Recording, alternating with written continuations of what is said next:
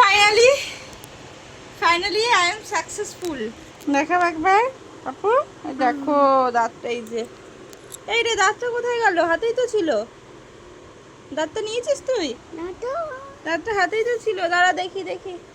ঠিক আছে, খুঁজে বার করবো। এদিকে আগে দেখা দাঁতটা, দেখা, দেখো দাঁতটা কত রক্ত বেরোচ্ছে আমার ছেলেটার। ওই যে ভিতরে দাঁতটা হয়ে রয়েছে, ছোট্ট পাড়া একটা দাঁত। দাঁতটা পড়লো তো, কোথায় গেল দেখি, একটু ওঠো মা। এই যে এই যে এই যে চুট্টি পাড়া দাঁতটা। আচ্ছা, দাঁতটা কি করতে হয় এবার আমি তো জানি না। দাঁত ওঠার পরে আমরা তো ছোটোবেলায় ইঁদুরের গর্তে দিতাম, আর ইঁদুরকে বলতাম, ইঁদুর আমার দাঁতটা তুমি নাও আর তোমার ভালো দাঁতটা আমাদের দিয়ে দাও। আর এখানে তো ইঁদুরের গর্ত কোথায় পাবো আমি জানি না। তো কি করব, তোমরা যদি কেউ জানো একটু প্লিজ জানাও।